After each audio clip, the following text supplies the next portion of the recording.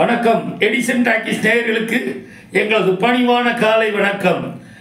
நான் மதுரை செல்வம். உங்களால் நான் என சொல்லிக் கொடுத்த நான் சற்று இடைவெளி விட்டு திரும்பவும் உங்களை சந்திக்கிறதில் மற்றற்ற மகிழ்ச்சி அடைகிறேன். காரணம் அதாவது இறைவன் பணி அது இதுன்னு இன்னொரு திரும்ப உங்களை சந்திக்க முடியாமல் வருந்துகிறேன். இனி கண்டினியூவாக நம்ம எடிசன் டாக்கீஸில் ரிவ்யூகளை கண்டினியூவாக பார்த்து மகிழலாம். நேர்களே, இன்றைக்கி நம்ம பார்க்க போகிற படம்னு பார்த்தீங்கன்னா 1000 பொற்காசுகள். 1000 பொற்காசுகள். கந்தா கந்தா யார் தருவா 1000 பொற்காசுகள் மகளே. அந்த அடிப்படையில் படத்தின் பெயர் 1000 பொற்காசுகள். இந்த படம் யாருன்னு பார்த்தீங்கன்னா வித்தார்த்து, சரவணன், ஒரு புதுமுக ஹீரோயின் மற்றும் சினிமாவில் இருந்த நிறைய, அதாவது பாரதி கண்ணன் ஒருத்தர் நம்ம இயக்குனராகவும் இருந்தவர், நடிகராகவும் பரிமாணத்தில் இருக்கக்கூடிய பாரதி கண்ணன் மற்றும் பல நட்சத்திரங்கள் நடத்தியுள்ளார்கள். இந்த படம் பார்த்தீங்கன்னா ஜிஆர் வெங்கடேஷ், ஜிஆர் ராஜேஷ் ரெண்டு பேரும் இணைந்து தயாரிச்சிருக்காங்க. பட் இவங்க தயாரித்து கேஆர் இந்திரா ப்ரொடக்ஷன்ஸ் ரிலீஸ் பண்ணியிருக்காங்க.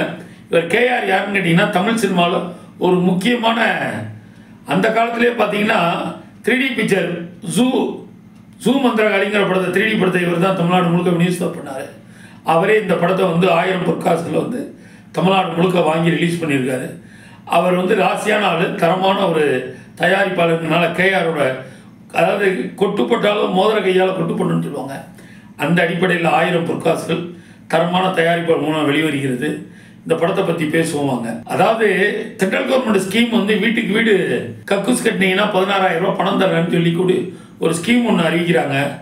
அதில் இந்த சரவணன் கேரக்டர் என்னன்னு கேட்டிங்கன்னா, எந்த சரவணன் பார்க்குறீங்களா, நம்ம பருத்தி வீரன் சரவணன், சித்தப்பூ சரவணன் தாங்க. இதில் மாமாவா அசத்தி இருக்காருங்க. நடிப்புனா சும்மா சொல்லக்கூடாதுங்க.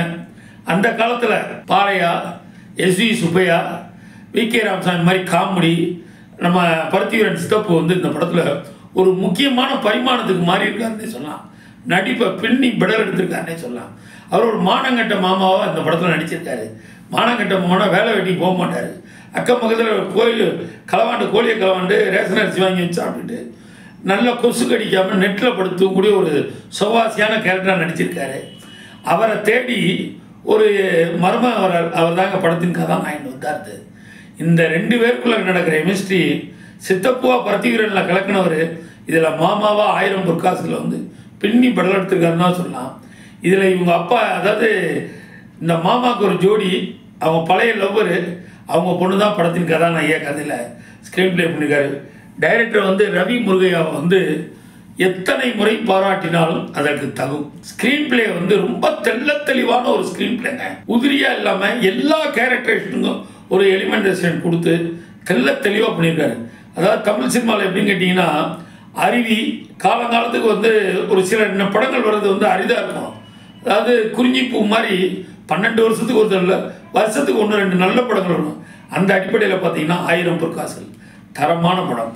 அதாவது ஒரு கக்கூஸ் கட்டுற பிரச்சனையை அடுத்தவன் கட்டின கக்கூஸை காட்டி போட்டோவை எடுத்து காசை வாங்கிடுவார். அந்த காசை வாங்கி தின்னுபுட்டு அவர் வர்ற வேதனையும் அவஸ்தையும் தான் இந்த 1000 பொற்காசுங்களை.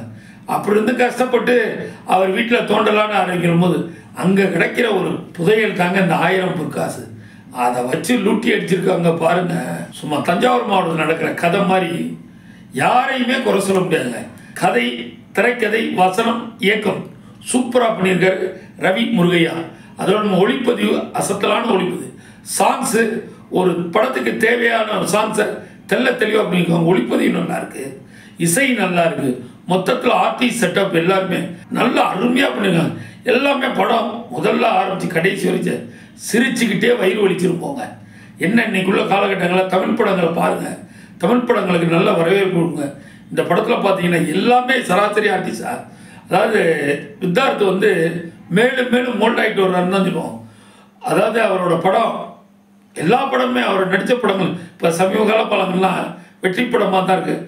அந்த அடிப்படையில் 1000 பொற்காசுகள் தரமான தமிழ் படம். இந்த மாதிரி படத்துக்கு தமிழ்நாடு ரசிகர்கள் நல்ல வரவேற்பு கொடுங்க. இந்த மாதிரி இயக்குநர்களை போற்றி போடணும். இந்த மாதிரி இயக்குநர்களுக்கு நல்ல வாய்ப்பு கொடுக்கணும். படத்தில் நீங்கள் படம் போய் பாருங்கள், ஒரு காயின் மிஸ் ஆகி அந்த காயின் எங்கெங்கெல்லாம் சுற்றி எண்டு கிளைமேக்ஸில் அந்த காயின் எப்படி சேருங்கிறத தெளிவான ஒரு ஸ்க்ரீன் பிளேங்க. ரொம்ப நாளைக்கு அப்புறம் ஒரு பாரதி ராஜா படம் பார்த்த நிவர்த்தி, ஒரு பாலச்சந்தர் படம் பார்த்த திருப்தி இந்த படத்தில் இருக்குது. 1000 பொற்காசுகள், அதாவது 1000 பொற்காசுகள் டைட்டிலோடு இல்லாமல் அந்த தயாரிப்பாளருக்கு பொற்காசுகளாக குவியணுன்னு எடிசன் டாக்கீஸ் வாயிலாக மனதார கேட்டுக்கிறோம். தொடர்ந்து நம்ம எடிசன் டாக்கீஸை பாருங்கள், சப்ஸ்கிரைப் பண்ணுங்கள், லைக் பண்ணுங்கள், ஷேர் பண்ணுங்கள்.